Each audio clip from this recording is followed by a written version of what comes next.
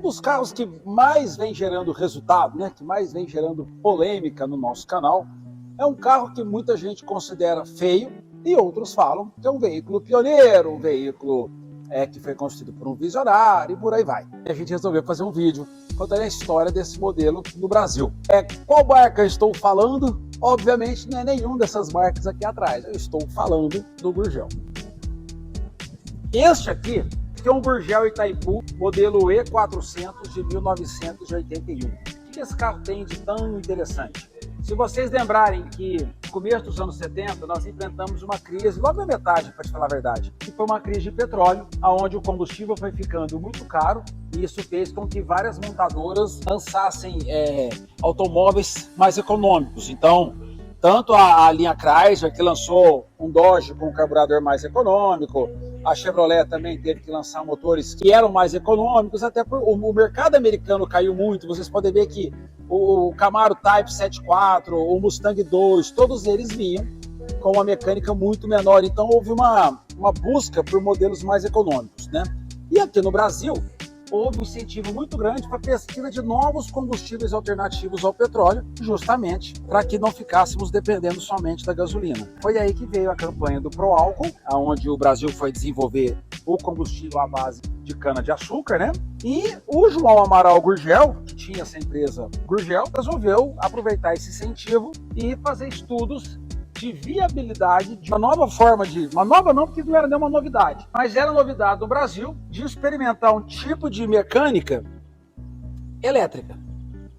Então ele lança o Itaipu. O primeiro protótipo dele foi o E150, que é aquele famoso carro triangular que ele apresenta para o Silvio Santos, no programa do Silvio Santos. É até um texto do Ricardo Amorim, que é o economista, a gente fala que o Brasil mata seus empreendedores, uma coisa assim, muita gente compartilha essa fotografia, né, que está lá o Gurgel apresentando o carro para o Silvio Santos. Aquele é o modelo E150, um protótipo, e depois, em 81, ele lança o veículo elétrico de uma forma mais comercial, que é esse modelo aqui, que é o E400. Por que ele chama E400? Porque ele tinha capacidade para 400 kg de carga.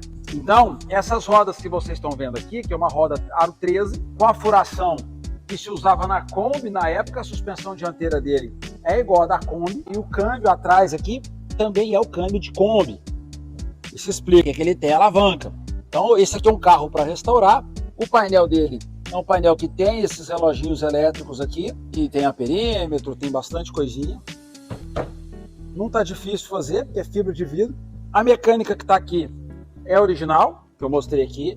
É um motor que era produzido pela empresa Vilares, que produzia motor de elevador na época.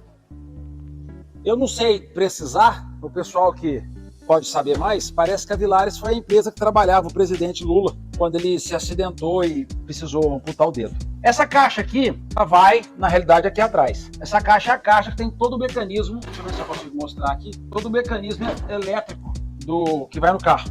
Então tem uns estator, contator, são nomes técnicos que eu confesso que eu não sei.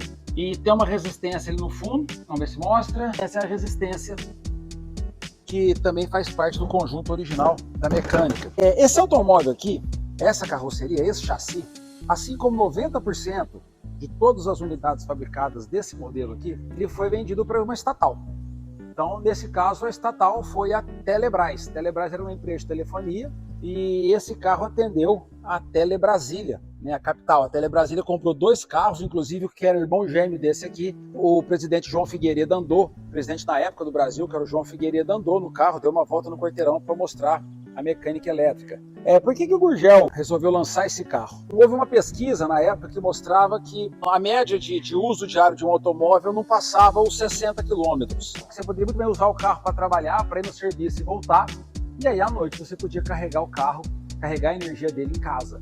Então, para provar que ele estava certo, ele começou a vender essas unidades somente para empresas estatais ou grandes empresas particulares, como foi o caso da Souza Cruz de cigarro, que ele sabia que essas empresas tinham gestão de frota, né? Que essas empresas colocavam na ponta do lápis quanto que gasta de pneu, quanto que gasta de freio, quanto que gasta de manutenção, quanto que gasta disso, daquilo, para poder chegar no final do ano o relatório provar que o carro elétrico era melhor, principalmente dentro da cidade, do que o combustível a combustão. Então foi isso. O que aconteceu? Por que o carro não deu certo? Porque depois de 82, quando ele lançou depois o E500, que era uma versão que aguentava mais 100 quilos, o preço do combustível abaixou e as baterias que ficavam aqui nessa posição aqui, você abre essa tampa aqui, vai 4 baterias do lado de cá e depois na tampa do lado de lá vai mais 4 baterias, então são 8 baterias de 175 amperes.